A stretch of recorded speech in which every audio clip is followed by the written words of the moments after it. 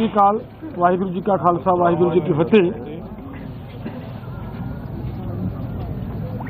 आप सबको बड़ी इंतजार थी कि प्रपोजल आई है, उसके ऊपर क्या किया है, क्या उसके बारे में कुछ तरह तरह के विचार चल रहे थे। कोई कुछ बोल रहा था, कोई कुछ बोल रहा था, लेकिन ये दोनों फोरमों की अब चर्चा होने के बाद ये फैसला लिया गया है कि जो सरकार ने प्रपोजल दिया है उस प्रपोजल की अगर उसे नाप तोल किया जाए तो उसमें कुछ नजर नहीं आ रहा।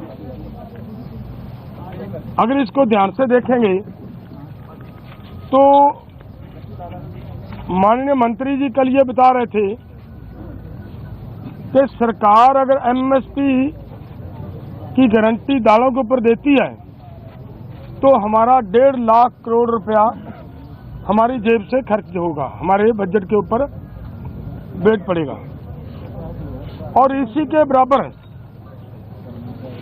एक खेती माहर साउथ का प्रकाश कामारेड्डी जी के अनुसार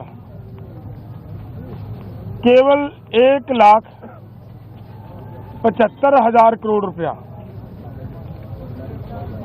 अगर सभी फसलों के ऊपर एमएसपी दी जाती है तो 1,75,000 करोड़ रुपए के अंदर वो काम चल सकता है। तो फिर अगर सरकार इतने पैसा लगा भी रही है तो ये 2-3 फसलों का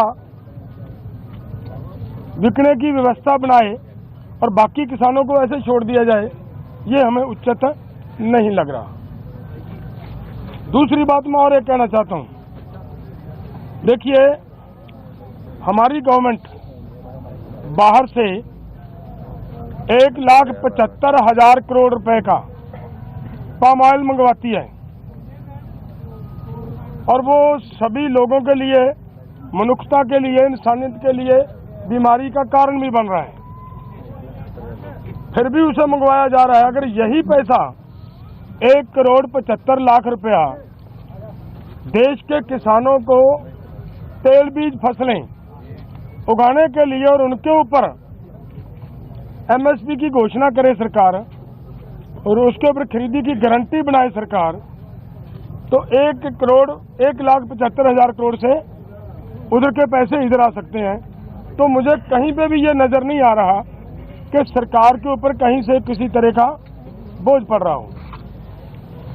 अगली बात मैं ये कहना चाहता हूं कि जो मैंने कहा कि इसे अगर ध्यान से देखेंगे, स्टडी करेंगे तो इसमें कुछ नजर नहीं आ रहा। उन्होंने ये कहा कि उन लोगों को, उन किसानों को हम दालों के ऊपर और क्रॉप्स के ऊपर जो हमने 6 क्रॉप्स लिए हैं 5